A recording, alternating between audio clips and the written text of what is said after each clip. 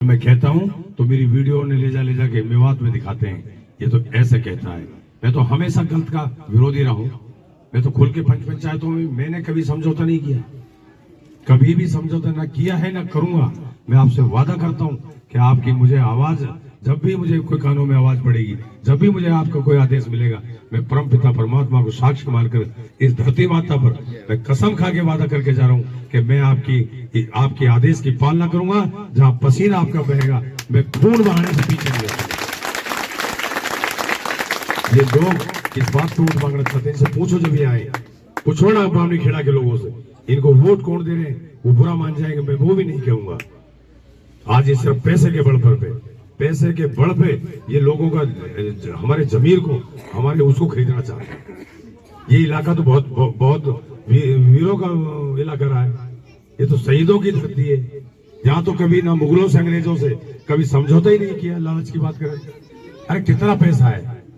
तू जब 2009 में तू एमएलए बना, लोगों ने तरस खा के तुझे एमएलए बनाया था। तेने पूरे 5 साल सरकार को लूटा, इलाके को लूटा, पूरे प्रदेश को लूटा, लूट करके खजाना भर लिए। अब खजाना भर के अब तू पैसे का धनी हो गया, अब तू पैसे से हमारे वोट लेना चाहता है। इसको जो वोट देने वाला है, माने तो बुरा माने, सच्चाई छुप नहीं सकती, समय लगता है किसी चीज में। आप नजर मार के देख लेना, इसको जो आज वोट दे रहे हैं, उन भाइयों को भी समझ आ जाएगी। आज ना तो कल आ जाएगी, 5 तारीख से पहले आ जाएगी। वो भी आपके कार्यों के साथ जुड़ेंगे, वो भी आपके संघर्ष में जुड़ेंगे, और आपको चश्मे की वो लोग बटन दबाएंगे जो आज कांग्रेस करते फिर। ये सिर्फ एक दिन की बात है। आज 2 तारीख है, 3 तारीख को प्रचार प्रसार खत्म हो जाएगा। अभी लोगों के फोन आने शुरू हो गए कि भाई आज चाय के समय दे दे और चाय पीएंगे, हम तेरे को समर्थन देंगे।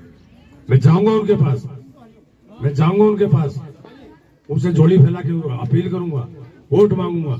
लेकिन लोगों का अपने आप धीरे धीरे जैसा जुनून जोश इस इलाके में दिखाई दे रहा है, बावनी खेड़ा की सरजमी पर चारों तरफ ये जो आवाज जा रही है, ये हाईवे की, इस हाईवे से लोग बौखलाए गाँव मगरियाओं के हमारे खिल्लू का, पचाण का, गोपुर, अंदरौला, 6 गाँवों का जो हमारे हाजी इसाक जी हैं, ये पूर्व जिला प्रमुख रहे पलवल जिले के, पूर्व पहला जिला प्रमुख है।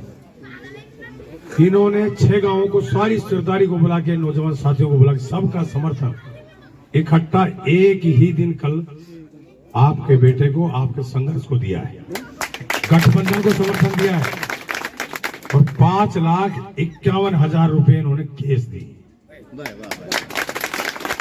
उगाई हो रही है, उगाई, जिसको बढ़िया से मल पैदा ना हो जा बस्ती में, और मल ज्यादातर गरीब घर के हो, ढींगड़ा घर को मल हम देखो ना है, तो फिर बस्ती माता नु सोचे भैया एक काम करो रे, या को 10-20 किलो घी को जुगाड़ करो, कुछ बादामन फलाने तू कर, काजू के तू कर, किशमिश के तू कर, दूध खर्चा तेरे जो में, घी तेरे जो, ऐसे हो।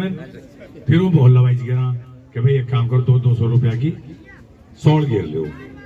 भैया सौड़ गिर रही है, उगा रहे हैं गाँव में लोग, उगा करके ना ऐसे दे रहे हैं जैसे कोई होनहार मल्ल को देख रहे हैं। भैया सौड़ भर गई। मैं तो आपसे एक ही बात कह रहा हूँ कि इस भाईचारे को, इसको बचाने के लिए हमने वोट करना है। बेरोजगार साथी जो हमारे भटके हुए हैं, जो परेशान हैं, उनके रोजगार के भविष्य को देख करके फिर वोट करना है। पीने के पानी, बिजली की अन्य समस्या है, हॉस्पिटल, स्कूलों की, इनको देख करके आपने उसको वोट करना है।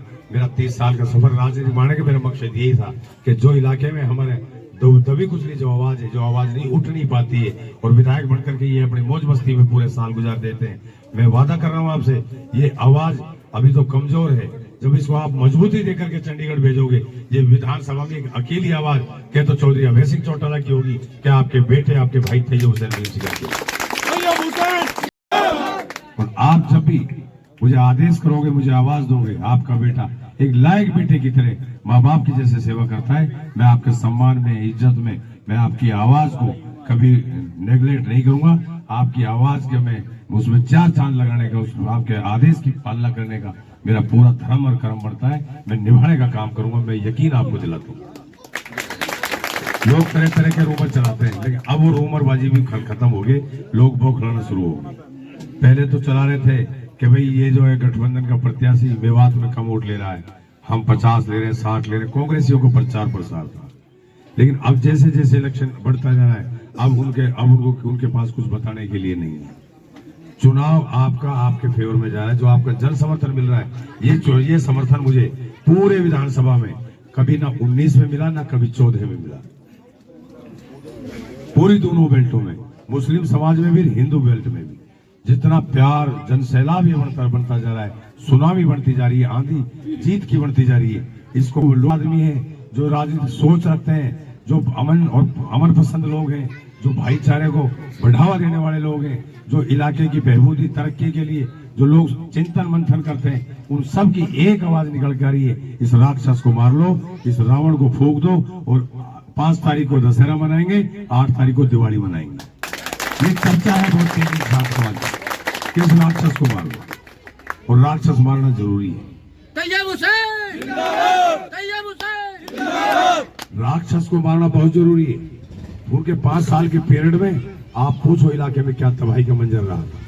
लोगों ने कितनी नाजायज जेलें काटी थी, लोगों का कितने नफा नुकसान हुए, घर से बेघर कर दिए लोग, जमीनें बिकवा दी, जेवर बिकवा दिए। लेकिन ये जालिम लोग एक भी कहीं भी किसी गांव में खड़ा होकर के ये नहीं कह सकते कि हमने किसी गरीब के बेटे को, किसी प्रजापति समाज को, किसी एससी समाज को, किसी ब्राह्मण समाज के बेटे को हमने बिगर पैसे के चपड़ासी की नौकरी दी। एक नौकरी पूरी विधानसभा में नहीं गिनवा सकते। इन्होंने पूरे 5 साल के पीरियड में हथीन से हरियाणा की सरकार चली। मैं कांग्रेस प्रत्याशी के बारे में इशारा कर रहा हूँ। पूरे 5 साल हरियाणा की हथीन विधानसभा से सरकार चली थी।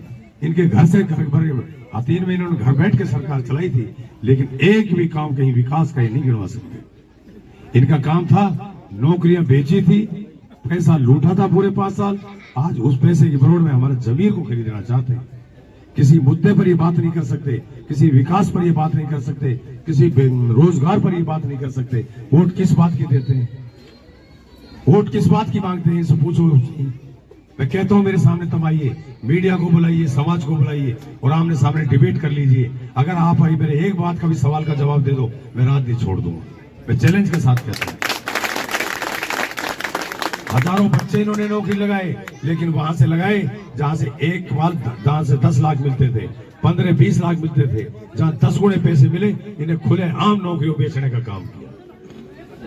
2014 में जब वो चलते चुनाव में चौधरी हर्ष कुमार के पास इन्होंने जो षड्यंत्र थे उसका खात्मा करना चाह रहे थे, उसको घेर करके मारना चाह रहे थे। आप सबको पता होगा साथियों, उस टाइम परमपिता परमात्मा ने हमें हिम्मत दी, हमें हिम्मत दी, हमें कुव्वत दी, और हमारा दिमाग उस टाइम सही काम कर गया। उसी 1 सेकंड का फर्क था चौधरी हर्ष कुमार कि अगर हम उसको अपने घेरे में लेकर के वापस ऑफिस में ना लाए तो आज चौधरी हर्ष कुमार हमारे बीच में नहीं होते। इन जालिमों का षड्यंत्र था, इनको एक प्लान था, और इन्होंने ही हमारे हथीन में कभी दंगा फिसाद नहीं हुए। हथीन में जैसा भाईचारा तो लोग मिसाल देते थे, लेकिन 2014 में इन्होंने हथीन में जो आगजनी हुई, हथीन में जो नफा नुकसान हुए, गरीबों के घर जड़े, दुकानें लुटी, वो इसकी देन थी। और वहां चलते चुनाव में 144 की धारा लगी थी, वह फौज आ गई थी, वो फौज को बुलाने वाले भी यही लोग थे। अपने मनपसंद चैनल खबरदार पलवल को लाइक करें, सब्सक्राइब करें, कमेंट बॉक्स में जाकर अपनी प्रतिक्रिया जरूर दें।